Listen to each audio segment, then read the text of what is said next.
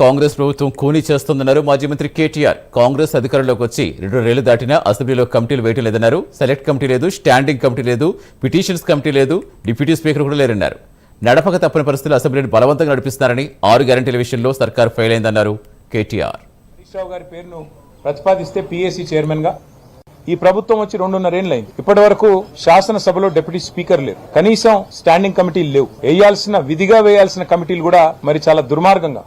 Public accounts committee నిజానికైతే ప్రధాన ప్రతిపక్షం దానికి చైర్మన్ గా ఉంటారు. మా పార్టీ తరఫున పెద్దలు కేసీఆర్ గారు హరీష్ రావు గారి పేరును ప్రతిపాదిస్తే పీఏసీ చైర్మన్ గా ఆ రోజు స్పీకర్ గారు ముఖ్యమంత్రి గారి కనుసన్నల్లో మా పార్టీ నుంచి డిఫెక్ట్ అయిన, మా పార్టీ నుంచి పార్టీ మారిన, కాంగ్రెస్ లో చేరిన శేర్లింగంపల్లి ఎమ్మెల్యే గారికి అవకాశం ఇచ్చి ఇవాళ ప్రజాస్వామిక విలువలను కూడా తుంగలో దొప్పారు, రాజ్యాంగ స్ఫూర్తిని కూడా మంటగలిపారు.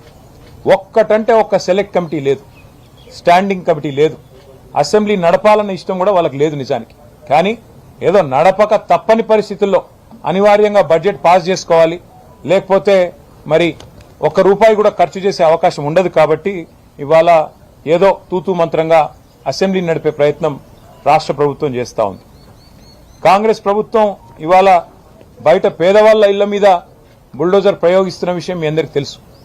అది ఖమ్మం అయితేనేమి, మహబూబ్ నగర్ అయితేనేమి, ఇవాళ చేవెళ్ల అయితేనేమి, ఎక్కడైతేనేమి, రాష్ట్రంలో హైదరాబాద్ అయితేనేమి, ఎక్కడికక్కడ బుల్డోజర్ విధానాన్ని తెచ్చారు.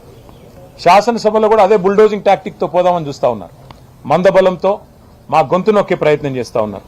కేవలం అబద్దాలు, అసత్యాలు, అర్ధసత్యాలు, పచ్చి అభూత కల్పనలతో టైంపాస్ గా, కాలక్షేపంగా శాసనసభ సమావేశాలను, శాసన మండలి సమావేశాలను మార్చే ప్రయత్నం చేస్తా ఉన్నారు. ఈ ప్రభుత్వం వచ్చి 2.5 ఏళ్లైంది. ఇప్పటి వరకు శాసనసభలో డిప్యూటీ స్పీకర్ లేరు, కనీసం స్టాండింగ్ కమిటీలు లేవు. విధిగా వేయాల్సిన కమిటీలు కూడా మరి చాలా దుర్మార్గంగా.